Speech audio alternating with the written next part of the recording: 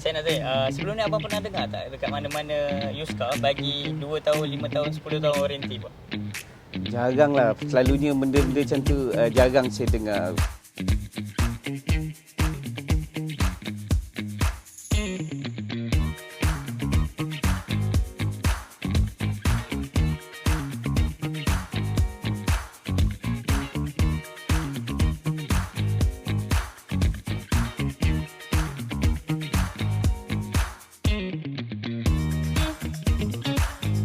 Okay, Assalamualaikum. Saya Don Idros dari JB Auto World. Hari ni saya ada sebiji kereta Nissan Grand Livina untuk deliver kepada customer saya ni. Okey, kejap saya akan interview customer saya. Okey bang, nama abang dari mana bang? Nama saya Abdul Syukur dari Lekir. Okey bang. Bang, macam mana perasaan pertama sekali masuk ke JB Auto World ni bang? Perasaan mula-mula masuk ni, luaslah tempat ni, banyak kereta, banyak pilihan. Lepas tu kereta pun bagus-bagus lah. Abang dapat tahu JB Auto World ni dari mana atau dari siapa bang? Mula-mula saya tengok dah lama dah JB Auto World ni, dalam Facebook, dalam konten-konten Facebook, konten TikTok.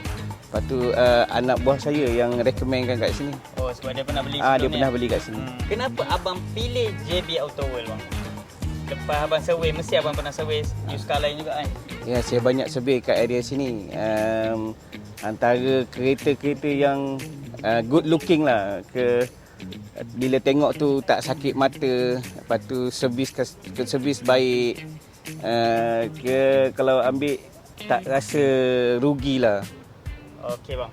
Okey bang, untuk 1 hingga 5 untuk kondisi kereta kat sini 1 hingga 5 bintang abang bagi berapa bang? Saya bagi 5 bintang.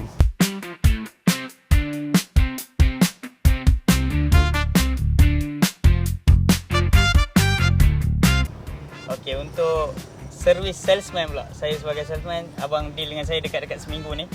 Abang rasa okey tak saya punya servis? 1 hingga 5? Saya bagi 5 bintang dengan Idros. Idros dia cakap mesra. Lagi satu dia sampaikan maklumat tu tepat lah. Tusan dekat sini, abang rasa macam mana? Lambat ke, cepat ke, mudah ke? Dia cepat, tak banyak benda yang saya perlu fikir. Dia dah siapkan semua sekali. Daripada saya mula bayar dan dapat. Saya nak tanya, sebelum ni abang pernah dengar tak dekat mana-mana used car bagi 2 tahun, 5 tahun, 10 tahun warranty bang? Jarang lah. Selalunya benda-benda macam tu jarang saya dengar. Saya pergi juga tapi tak ada lah yang sedetail ini. Maknanya semua maklumat tu detail. Jadi kita mudah faham, lepas tu kita rasa percaya untuk beli. Okey bang, last. Apa saranan atau cadangan untuk sahabat abang ke ataupun saudara mara abang kalau nak beli used car, abang akan suggest tak JB Auto World? Ya, suggest 100%. Kalau teringin nak beli kereta used car, datanglah JB Auto World. Okey.